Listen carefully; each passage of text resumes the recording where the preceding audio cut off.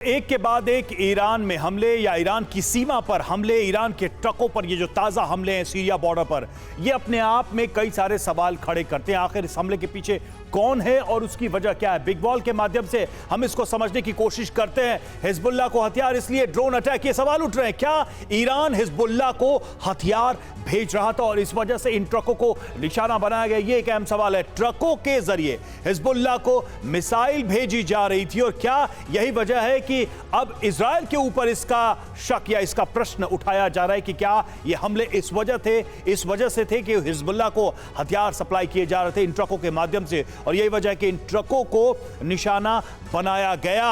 और IRGC भी Hezbollah की मदद में जुटी थी, ये भी प्रश्न उठाए जा रहे हैं। ये भी सवाल उठ रहा है इस हमले के बाद से। IRGC हिजबुल्लाह को ट्रेनिंग देती रही है और हिजबुल्लाह जो कि एक टेरर ऑर्गेनाइजेशन है, पहले भी सीरिया के रास्ते लेबनान हथियार भेजे गए और पहले भी ऐसे हमले हुए हैं। तो क्या वही बड़ी वजह है हिजबुल्लाह को मदद पहुंचाना और जिसकी वजह से इन ट्रकों को निशाना बनाया गया है?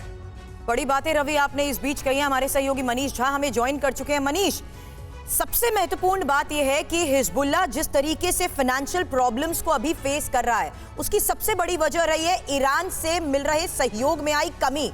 क्या ये एक बड़ी वजह हो सकती है, कोई एक कॉन्स्पिरेसी जिसके बाद ये टारगेट अटैक्स? देखिए, बहुत अजीब सा इत्तेफाक है कि लगातार ईरानियन एसेट्स ही अभी निशाने पर आ रहे हैं और उसमें से एक ये भी है जिस समय कि ईरान के काफिले पर अटैक होता है। अब ये बात है कि वो इलाका, वो टेरिटरी हिजबुल्लाह का है और हिजबुल्लाह को लगातार IRGC का सपोर्ट मिलता है। हाँ। तो वैसी स्थिति में भले ही स्वाभाविक शक इजराइल या नाटो फोर्सेस पर जाती हो, लेकिन इसमें कोई दो राय नहीं है कि लगातार ईरान पर हो रहे हमले के बाद मुझे जिस बात का डर है कि कहीं ऐसा ना हो कि इस तरह के हमले ईरान को प्रोवोक करे और फिर ईरान ये तय करे कि वो भी अब अग्रेसिव रुख अख्तियार करेगा और वैसी स्थिति में फिर हालात बेकाबू हो सकते हैं। मिडिल ईस्ट में भी और रूस यूक्रेन जंग पर भी इसका सीधा सीधा असर पड़ सकता है। अगर ईरान भी रूस की तरह से अग्रेसिव होकर हमले की कार्रवाई शुरू करता है तो मुझे लगता है कि फिर उसे संभालना बहुत मुश्किल पड़ेगा।